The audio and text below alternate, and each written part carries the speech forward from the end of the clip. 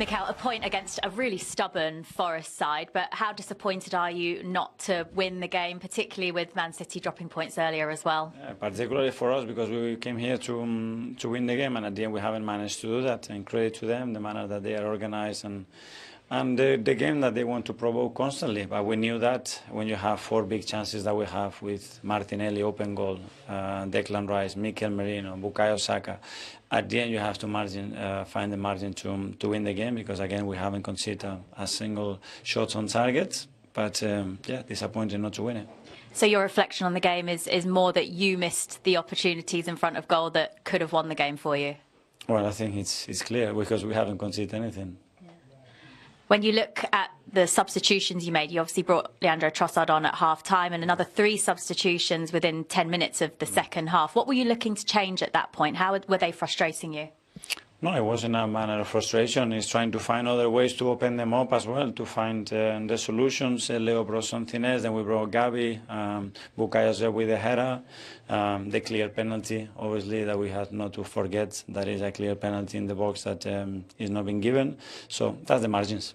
Yeah, I saw you gesturing to the 4th official that you thought that was a handball. That's one you're referring to. I saw it live, I saw it here, and I saw it now again. And yeah, it is very unnecessary, but he brings the ball in with the hand, so it's a clear penalty.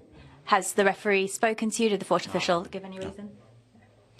Obviously, people are going to look at this as a missed opportunity for Arsenal to go 9 points clear, but can you actually look back at this potentially as a really good point taken at a tough place to come? Well, we have to do it, do that, try to learn and improve, and the league shows how difficult it is. Nobody's winning, because it's so tough, and especially when we have the situation that we have today, we have to put them away, and there are other areas as well that you have to give credit to the opponent. Up next, it's Inter Milan. You're top of the Champions League table, so how do you approach that game with a big game against Manchester United in the league to come next weekend as well? Yeah, we'll recover from this one, and after tomorrow we will start preparing that. Thanks, Mikel. Thank you. Yeah, Inter away next for Arsenal. Mikel Arteta there saying it was a clear penalty that his side should have had after that Ola Aina handball there. He said he brings the ball in with his hand, Stephen. The Premier League Match Centre said it came off his shoulder first and the arm was in a natural position. I think it'll split opinion, this one. I think his body action is natural coming towards the ball, because he has got to turn into the pitch. I think you would feel a little bit hard done by our Arsenal lad that hasn't at least had a look at in terms of going to the screen.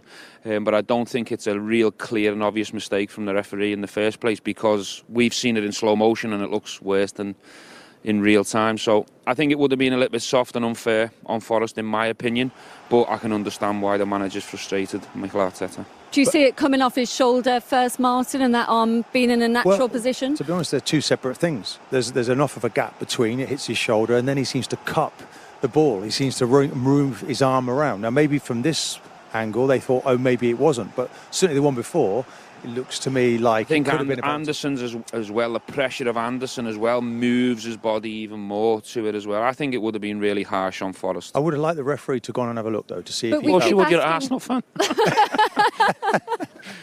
We know that, man. Yeah, we know also, that. Martin, we do keep asking for this high bar, don't we, to say that we want the referees. We're asking for the right stand. decisions. We don't want too many interventions in games, and that bar has to be high before the referee goes to a monitor. Would that be high enough? Subjectivity. It all comes down to someone. We'll be going to the screen an awful lot more than we already are, though. If for situations like that, like ricochets or motions where your body's going to, I think we'd be given a lot more penalties. Yeah, if it was to go to the monitor. Yeah. Well, are you a Liverpool fan? Of course, well, you'd have wanted that, wouldn't you, as a penalty? No, listen, I think there's a shout there. I don't think it's as clear as Martin and Mikel Arteta are saying. That's what I'm saying. I don't think it's blatant and clear, especially in real time for the referee's point of view. And I think you've got to be careful, clutching at straws a little bit, because that's not the reason why they haven't got maximum points today. The reason is because they were very wasteful in the first half and the keepers made a world-class save. I thought Arsenal performance was good today. They controlled large parts of the game. They created enough chances to win the game.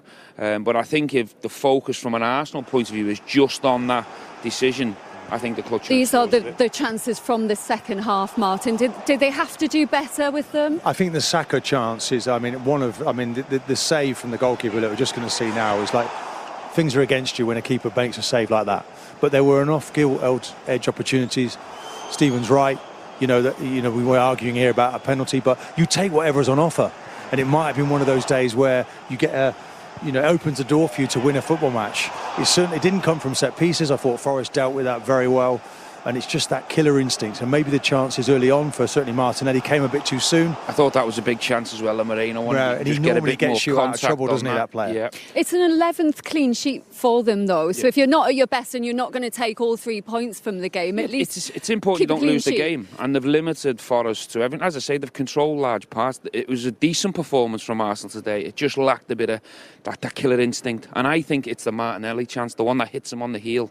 That is a side foot pass into the far corner. I think 9 times out of 10, most players at an Arsenal level should be taking that chance. That was we the were chance. Right next to it, weren't we? That was the big chance. It looked as if he was. That should have been a goal, and then they maybe would have went on to more things because Forest have to come out from the low block and be a bit more adventurous. But while the game's 0-0, it allowed Sean Dyche and his team to really be disciplined Set the pattern and stay for the in game. And take the space away from Arsenal. It's Inter away next. Arsenal in a brilliant position in the Champions League, Martin. Won every game so far. But then it's Manchester United after that, which all of a sudden is looking like a much harder game for you. Manchester United is always a great game for the Arsenal fans. They can't wait to get them back to the Emirates. Fantastic win for them today.